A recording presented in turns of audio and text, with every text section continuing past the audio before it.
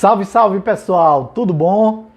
Eu sou o professor César Mustafa e a gente vai começar mais uma aula para o nosso Prepara Enseja. A aula de hoje é uma aula de história e tem um tema super relevante para a prova do Enseja. Vamos lá, vamos estudar sucesso!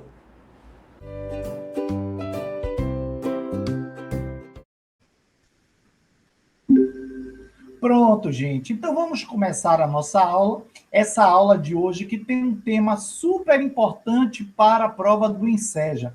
Essa aula é sobre diversidade cultural. E a diversidade cultural ela está presente no nosso dia a dia, ela está presente no nosso cotidiano. Então a gente precisa, na verdade, identificar esses elementos de identidade cultural para que a gente possa desenvolver melhor essas questões que vão ser apresentadas para a gente. Ok? Vamos seguir aqui, vamos ver o nosso primeiro slide.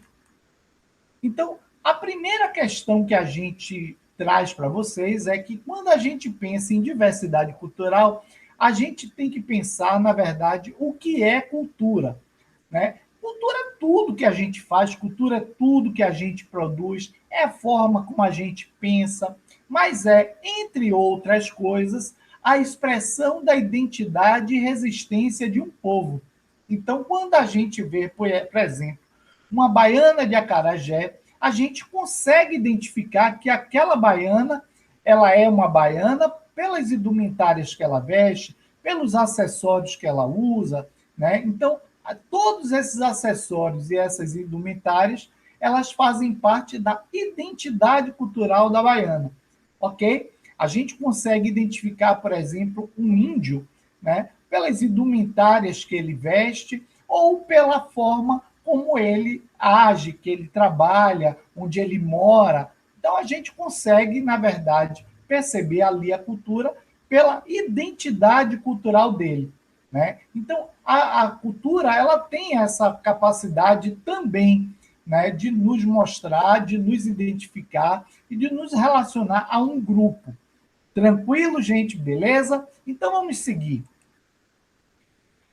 Quando a gente pensa em cultura, a gente tem que lembrar dos elementos de identidade cultural. Esses elementos de identidade cultural, elas são muitos. Eu vou citar alguns aqui para vocês, como, por exemplo, a cor e a raça. Né?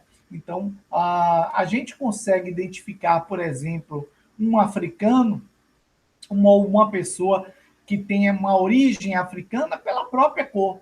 Né? A gente consegue fazer essa identificação. Ou mesmo uma pessoa oriental pelos olhos puxados. Né? Então, a gente consegue identificar, dar essa identidade cultural pela aparência física, certo? A gente consegue também fazer isso pela própria religião que é apresentada. Então, a forma como as pessoas manifestam a sua crença, a sua religiosidade, também são elementos de identidade cultural. A língua que a pessoa fala também é um elemento de identidade cultural. A gente consegue identificar alguém pela língua que ela nos fala, que ela se comunica, certo? Pela forma como ela se veste, o vestuário é um importante fator de elemento de identidade cultural. Pelos costumes, pelos hábitos, né? Pela forma como ela age, então ali também você tem um elemento de identidade cultural. Pelo que ela come, pela gastronomia, né? Então o fato dela ingerir um determinado tipo de alimento nos dá uma pista, nos orienta para uma determinada identidade cultural. E pelas próprias festas. Né? A gente aqui na Bahia, a gente tem uma diversidade de festas e que essas festas nos identificam. Imagine você, se você chega em outro país e para se comunicar, para expressar, ele pergunta assim, me diga uma festa do seu país, e você falasse o carnaval, né? Então, de cara, muitos já iriam identificar o Brasil, né? E se você dissesse assim, eu venho de um lugar que tem uma festa de São João muito forte, um São João típico, né? Então, isso iria identificar a região Nordeste. Perceba, então, as festas também são elementos de identidade cultural. Então, muito importante para a gente. Tranquilo? Vamos seguir, então. A gente está em um país que tem muitas culturas. É um país de dimensão continental. O Brasil ele tem um tamanho de um continente. Então, por isso, a gente não pode achar que o Brasil ele tem uma única cultura. A gente tem um único país, mas com muitas culturas. Nós temos um país multicultural. E não só pela dimensão territorial, mas também pela forma como nós fomos habitados, né? Então, a nossa formação enquanto povo, ela é derivada da presença de vários outros povos. E eu não me refiro somente àquele mito das três raças, o branco, o negro e o índio. Não é isso. Na verdade, porque não dá, inclusive, para falar de um índio, porque eram muitas etnias indígenas aqui no Brasil, etnias muito diferentes. Não dá para falar de um único negro ou de um único africano, porque a África é um continente e é formada por muitas etnias. E não dá para falar de um único povo branco, porque a gente recebeu gente de toda a Europa, e além da Europa, a gente recebeu gente de toda a Ásia. Tá? Então, por isso, nós temos um povo que é multicultural, multiétnico, tá bom? Então, por isso a gente tem que respeitar e tem que valorizar essa diversidade cultural no nosso país. Bom, e a nossa Constituição, ela é um documento importante, é um documento que nos regula a nossa vida, ela prioriza e ela valoriza essa diversidade cultural. E o que é que diz essa Constituição Federal de 1988, que é considerada a Constituição Cidadã? Ela diz o seguinte, que é dever do Estado garantir as mais variadas formas de expressão cultural, ou seja, é dever deste zelar pela diversidade cultural, garantindo a todos o direito de livre liberdade de expressão. Tá? Então, todo mundo tem direito a expressar a sua cultura, expressar o seu modo de viver, a sua religiosidade, porque a nossa Constituição nos garante essa liberdade de expressão de identidade cultural. Certo? Beleza? Vamos seguir.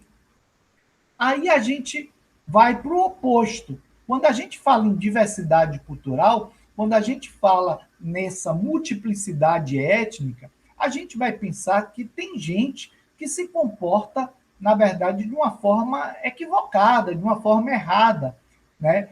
Com preconceito, rechaçando a cultura alheia ou não entendendo. Essas pessoas, elas têm um posicionamento etnocêntrico. Essas pessoas, elas têm um comportamento etnocêntrico. E o que é o etnocentrismo?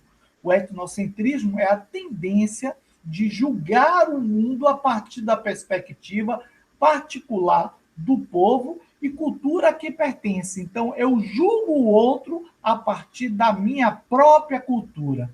Né? Essa charge que eu coloquei aqui no slide, ela nos mostra muito isso, né? E deve ter acontecido dessa forma o encontro entre os portugueses, né, que chegaram da Europa no século XV para cá, e os índios que estavam aqui. Então, olha o choque que os portugueses tiveram. Meu Deus, eles não usam roupas.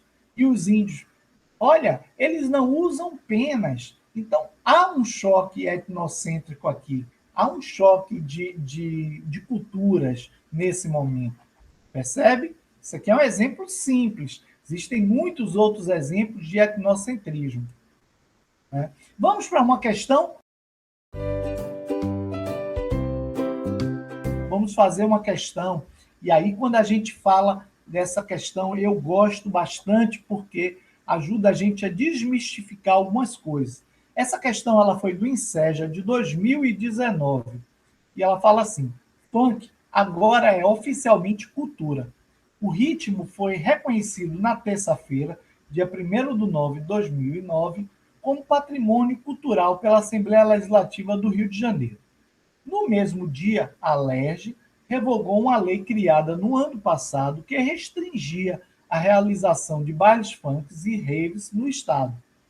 A mudança legal apresentada no texto teve como consequência para esse gênero musical a sua, letra A, aprovação como instrumento de denúncia, letra B, legitimação como parte da identidade local, letra C, aceitação como movimento artístico pela elite, e letra D, valorização como produto comercial da região. O que é que vocês acham?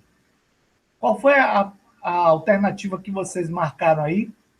Eu vou passar logo aqui. A resposta certa é a legitimação como identidade local. Pois é, porque quando a gente fala, por exemplo, do funk, a gente vai lembrar logo das favelas do Rio de Janeiro ou das periferias de São Paulo, né? Então, nos remete a uma identidade cultural. O funk, ele é cultura. Ah, professor, eu não gosto de funk. Tudo bem, é um direito seu não gostar de funk, mas existem pessoas que gostam e, por isso, faz parte da cultura dessas pessoas. Tranquilo? Ok? Vamos ver a próxima questão? E essa questão ela é do INSEJA 2018. A produção tradicional e práticas socioculturais associadas à cajuína, no Piauí, foi inscrita no livro de registro dos saberes em maio de 2014. O modo de fazer e as práticas socioculturais associadas à cajuína são bens imateriais devido à sua imersão nos rituais de hospitalidade das famílias do Piauí. As garrafas de cajuína, atualmente também vendidas, eram dadas de presente ou servidas às visitas e oferecidas em comemorações. A cajuína, bebida genuinamente piauense, é considerada relevante interesse cultural para o Piauí, onde se comemora a safra do caju. Beleza? Então, esse texto é um texto introdutório que fala sobre a importância de uma bebida local, uma bebida do Piauí, que é a cajuína. E aí a gente segue para a questão.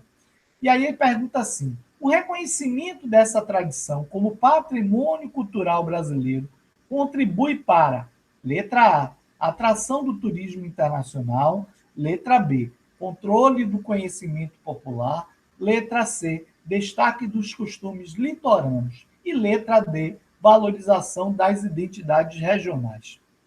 O que vocês acham? Qual é a questão que vocês marcariam aqui? Ah, eu sei que vocês acertaram.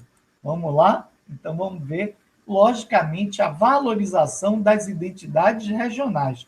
Então, quando você valoriza um produto da gastronomia local, você está valorizando as identidades regionais. Como se a gente pode substituir aqui a cajuína pelo acarajé, identifica a identidade baiana, ou mesmo o churrasco no Rio Grande do Sul, né? Se a gente pensar lá no açaí, na região do Amazonas, ou ali do Pará também, né? Então, algumas identidades, elas são determinadas também pela sua própria gastronomia. Ok, gente? Então, eu só tenho a agradecer, obrigado, e até a próxima aula. Vamos estudar que o Enseja agora já tem data, beleza? Até mais, até breve. Tchau, tchau.